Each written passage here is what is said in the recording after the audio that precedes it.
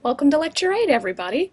In this lecture, we're going to be looking at some pretty darn interesting music, probably a little outside of the box from what many of you might expect. So I'm just calling this lecture Extant Medieval Genres. We're going to be looking at some late Ars Nova music, some Trecento music from Italy, and some music from the Ars Subtilior, which is still in France and extremely avant-garde, as well as one of the very first and one of the very only polyphonic mass settings that we know of. So I have a few graphics up here to let you know just how interesting and avant-garde some of this music is. The largest one, which is music in the shape of a heart, is written by Bode Cordier, and this is called Belle Bonne Sage. This is from the Ars Subtilior, the very avant-garde 14th century French music movement that took place in Avignon. We'll learn more about that in a moment. But as you can see, this music was not for the average Joe. It was for very specialized and very intellectual performers. The music, which is just to the right of that, is also from the Ars Subtilior, and this is an example I wanted to show you. This is by Solage, who's another Ars Subtilior composer, very well known, and this is an example of the red and black notation that I spoke of, where you have mensural changes that occur whenever you see different color notation. Just behind that is actually an illumination of Landini, Francesco Landini, who is one of the first and one of the greatest composers of Trecento music. He was a blind organist, so he was this period's Stevie Wonder or Ray Charles. You could look at him that way. And he was very, very well respected and known for the kind of music that he wrote, which is quite different than the Ars Subtilior and the late Ars Nova. So we'll take a look at that all.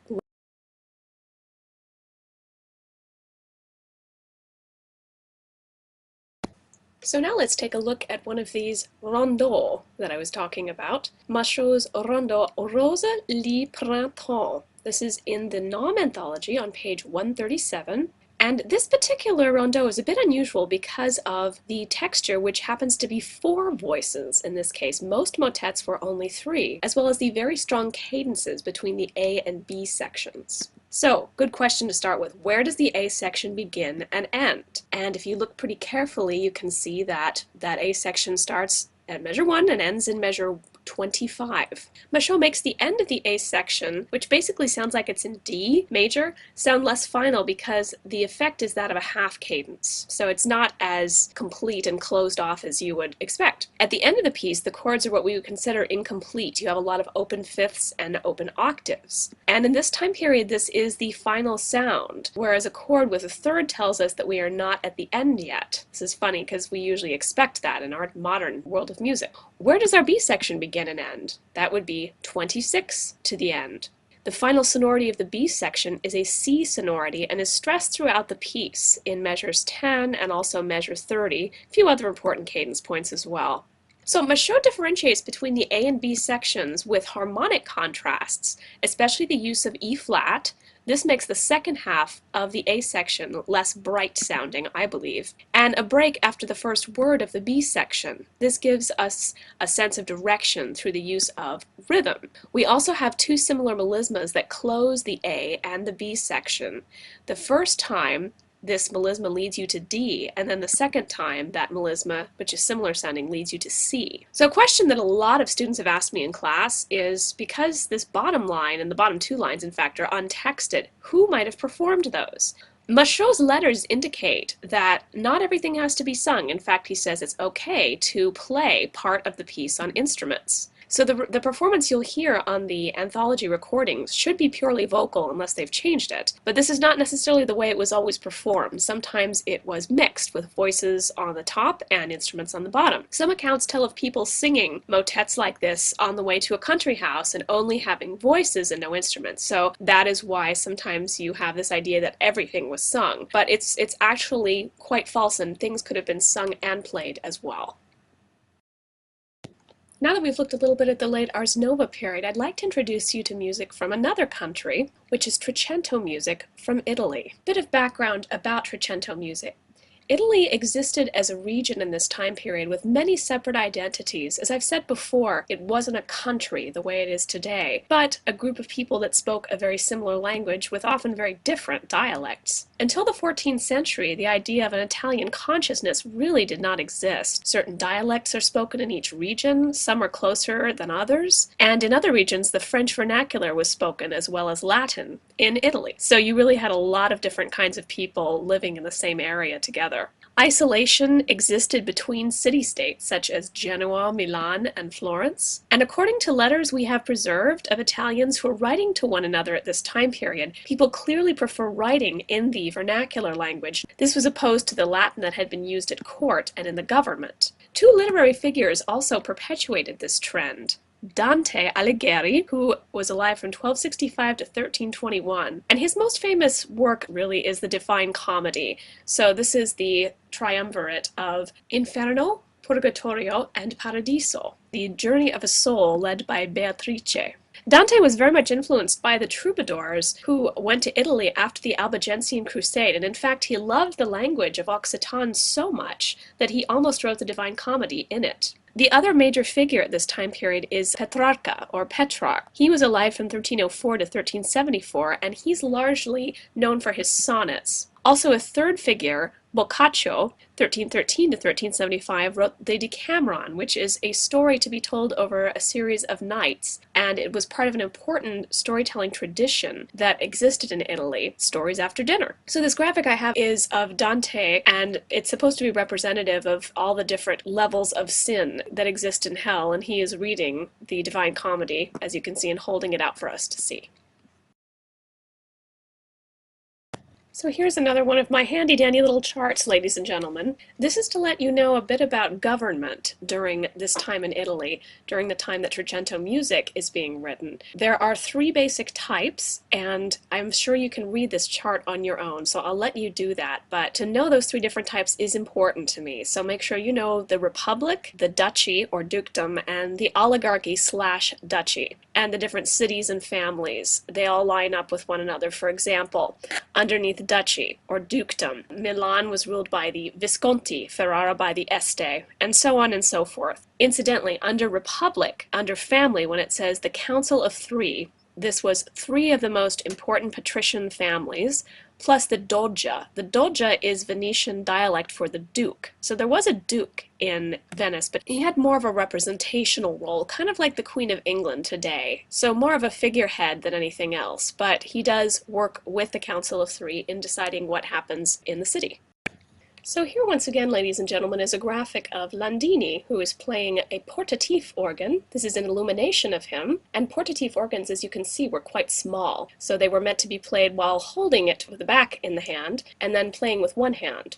Italian music of this time is pretty different than that of French because of the notation system that was used. They used the same units of measurement as the French Ars Nova musical writers. So the basic unit is the breve, which looks like our modern whole note. But the Italians didn't use mensuration symbols as the French did, and I'll explain a little bit more about that in another few lectures. Instead, you will see initials in front of the time signature, such as Q, which means quarta, or by the quarter note, SI, or D, which means duple. SI means sine inegal. These denote systems of mensuration. They just are different than the way that the French did it. Duple time signatures become quite popular in the Italian Trecento, but Italians still use triple as well, and there's often an interesting tension that occurs in their music between twos and threes. Songs will also often shift from duple to triple meter in the middle of the song. Two main sources for this type of music are the Rossi Codex and the Squarcialupi Codex, presented to the Squarcialupi family of Venice. And there are three main genres of secular song that are contained in these codexes. The first is called the madrigal, which is A, B. The caccia, which usually is a piece that has extensive points of imitation and involves hunting, because you have this idea of a chase happening in the music as well as in the song. And the ballata, which is A, B, A. Composers that wrote in these different genres include Jacopo da Bologna and Francesco Landini. So, taking a look at an example of one of these kinds of Trecento pieces, let's look at a madrigal. In a madrigal, it is standard practice to have a shift in meter from the A to the B section. So if we take a look in the anthology at Jacopo da Bologna's Non al suo amante, page 148 of your anthologies, if you take a look at that and then compare it to, for example, the Rosa Lee that Machaut wrote, tell me what you're seeing that's different. And a few ideas about what you might find are that, first of all, we have a different language. It's in Italian. We start out in duple meter, and then there's a shift to triple meter in the B section, which occurs in measure 40, and that's very Italian. If you also look at how the piece is written for the actual voices, you have a lot of stepwise motion. It's not quite like the disjunct sort of French melodies that you'll find. Lots of melismas, lots of stepwise motion. Also, both voices have the same text, so you can tell this piece was really meant to be sung. You also have the use of very short hockets in measures 16, 19, and 21. And looking over at the text, ladies and gentlemen, you'll see that that's also quite different. It's still by an extremely well thought of poet, our friend Petrarca. However, it deals with courtly love, which is taking place outdoors. Someone is watching a shepherdess take off her veil and comparing it to Venus bathing in a river. So there's also sometimes in other madrigals the comparison of the lover to an animal. So there's a lot of very earthy imagery in the Italian madrigal. Moving on to a little bit about Landini, he's the first of, as we know, many famous blind musicians. He was an organist who wrote many secular pieces as well as religious music, and his greatest contribution to music is known as the Landini cadence. That's when you move from an imperfect to a perfect consonance, usually by way of an échappé, or an escape tone. So an example would be Landini's ballata Non avrà ma pietà, Norton Anthology on page 158. And just taking a look at this, I'll show you one of the Landini cadences. It's actually in the first line of music. So what we have here, just the first three bars. Non avrà. So the resolution, instead of da-da, is da-da-da-da. So that's called a Landini cadence, and he was very well known for that in this time. This is a ballata, so this is actually a three-voice piece, which is much more in form like the French virelai. So don't get those confused, ballade, ballata, I know it's very easy, but just keeping that in mind. Landini's music is probably going to sound more like the Ars Nova than like a Trecento piece, but he is definitely a Trecento composer. He has a few more sort of disjunct melody lines. However, you do find the melismas generally at the beginnings and ends of phrases, whereas in the French you typically saw melismas in the middle of the phrase.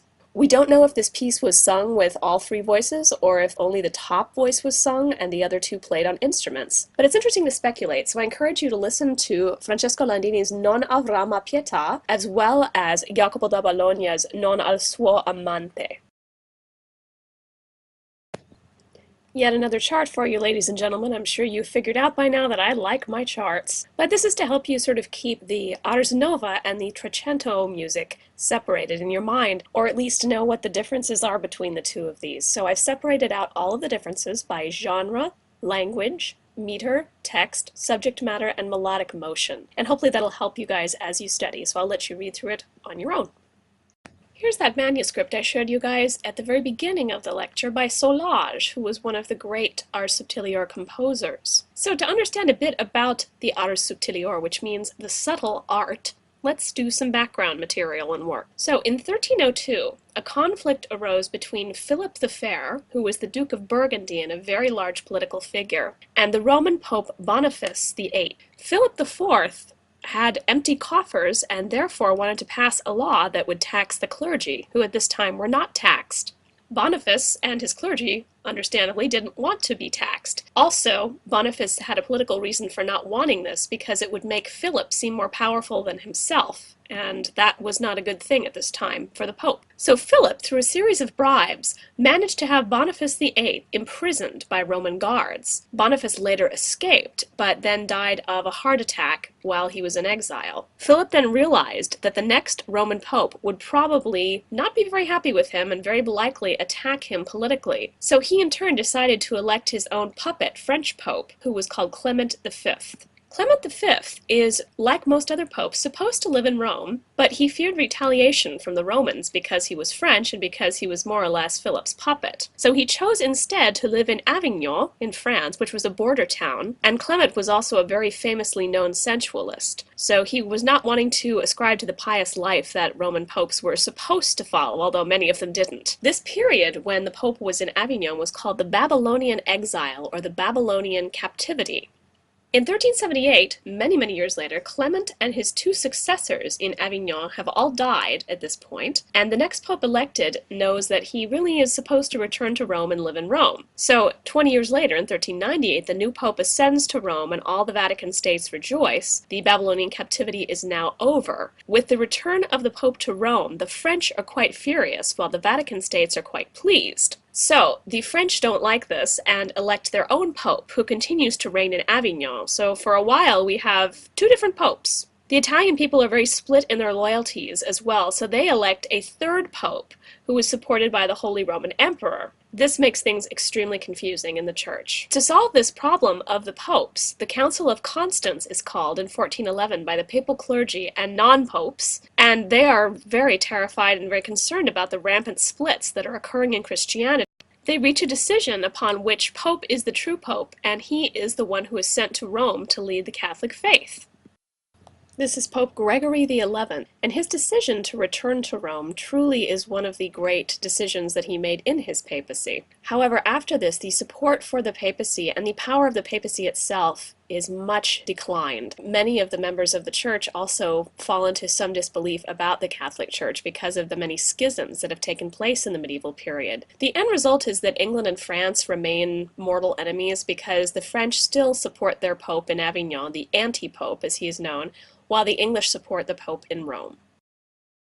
So here once again is the heart music that I showed you at the beginning of this lecture by Mr. Baude Cordier. And the reason it's in the shape of a heart, ladies and gentlemen, is because Cordier's last name means heart. And so it's a bit of a signature, but it's also just a reference to the strangeness that is our subtilior and the wonderfulness that is our subtilior. So this music, which flourishes in Avignon under Clement V, this is what we call art subtilior, which means the subtle art. And it has also been referred to as 14th century Mannerist style. Most of it is found in a codex called the Chantilly Codex, spelled exactly like the perfume. And this genre succeeds in sounding really different than the Ars Nova, as I'm sure you'll agree. Features of this style tend to include very highly stylized and sophisticated poetry, usually dealing with courtly love. Texts often have intellectual games within them to amuse the papal court, so it was a very sophisticated audience. Extremely complex rhythms that were based upon divisions into duple or triple meter,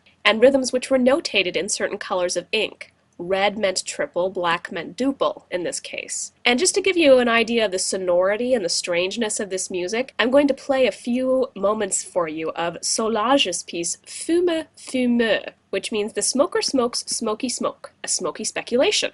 This song and text related to the humors in the body, such as blood, bile, phlegm, choleric, and melancholy. So some thought that smoke was in fact another humor of the body. They called it the possible sixth humor. The text may also have to do with the fact that there were many secret societies of lawyers during this time who were called the smoking clubs, and usually they were not smoking tobacco, it was often hashish or opium. And when you hear this, it makes a lot of sense that that may have been what was going on. So here we go with Fume Fumeux.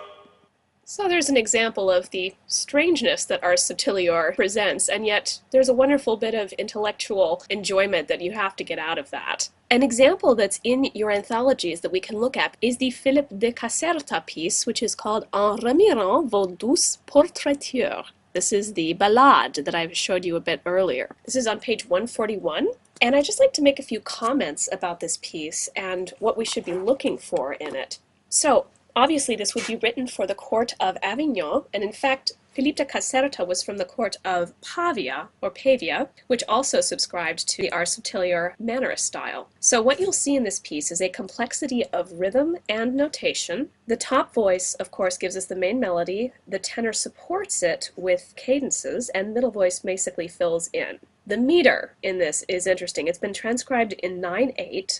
Typically the tenor moves in rather slow note values, and then in certain places, a dot will shift the cantus an eighth note ahead. That happens in measures 2 and 4 and measures 44 and 45. So in this piece you have a lot of hemiola effects, which would have been caused by, of course, the red ink. The cantus in measures 5 and 6 has that happen. And you'll also have many differently subdivided beats. For example, in measures 17 and 47, in each of the three voices, we have different beat successions happening. It's 3 against 4 against 9. We also think that possible instruments may have been used for these lower two voices, although nothing, of course, can really be confirmed. But these are some things to look at when you listen to this piece. This is, again, CD2, track 28.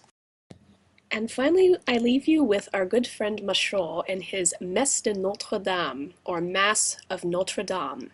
This graphic I have here is actually the original notation of the Messe de Notre Dame, and this is his major contribution that he leaves us with, the first polyphonic setting of the movements of the ordinary of the Mass. This sets a trend in the Renaissance, and this Mass is also important because it is the first time the Mass is set one movement after another, Kyrie, Gloria, Credo, etc. Mass movements of this time were usually arranged in large books like the Magnus Liber Organi, in sections where you had a whole bunch of Kyries and a whole bunch of Glorias, a whole bunch of introits. So this is one after another, and this is rather unusual. So they're thinking differently now in terms of continuity.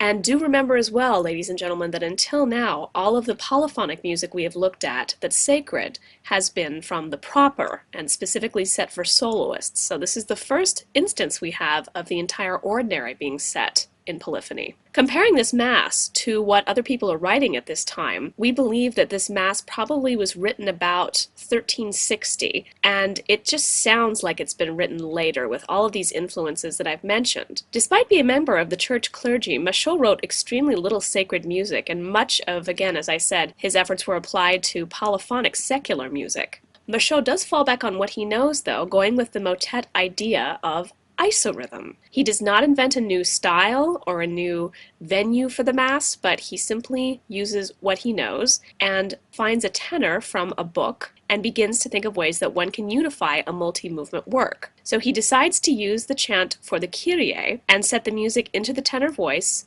in each movement of the Mass. So in each movement of the Mass we have the same tenor line. This is what gives us musical unity. We don't necessarily hear that chant the way that we would perhaps in another Mass, but he does utilize some melodic ideas from each movement. And this Mass happens to be what we call pan-isorhythmic, which means that it's not only the tenor which has isorhythm, but it's all the voices. Normally it's only the tenor. So, looking at this is in your anthologies on page 127. And I just want to know, first of all, what you guys are seeing as you look at this. Let's just check out number of voices. We've got 4. I want you to look also at where the anthology has placed the moments where the isorhythm occurs. You can see there is not just 1 or 2 occurrences, but it goes throughout the voices. So the first time we see it, it's in the tenor and contratenor. Then it occurs in the tenor. Then the third time as well is in the tenor. And then we have a second occurrence after that in the countertenor. So do be looking for these occurrences as we go through and listen to this Mass. Again, this is CD2, track 16, or CD run, track 26 if you're in the older system. The way that Machaut has structured this is Kyrie 1, which is our A section, and then we have Christe eleison. That would be considered the B section. And then we have the Kyrie once more, which would be our A prime section. So think about it that way. This is another one of those tripartite forms where he's trying to get us to think about the credo. The fact that this music repeats a second time, the A section that is, repeats a second time, this also makes the piece pan-isorhythmic because we're hearing the same material. So I now encourage you to listen to Machot's Messe de Notre-Dame. This is the Kyrie, the first movement, and to listen for these things that I've just mentioned. Hang in there with me. I know it may seem pretty complicated, but if you do need a helping hand, be sure and read the text in the anthology. It's very helpful. And we are into the Renaissance in our next lecture, so congratulations for making it through the medieval period.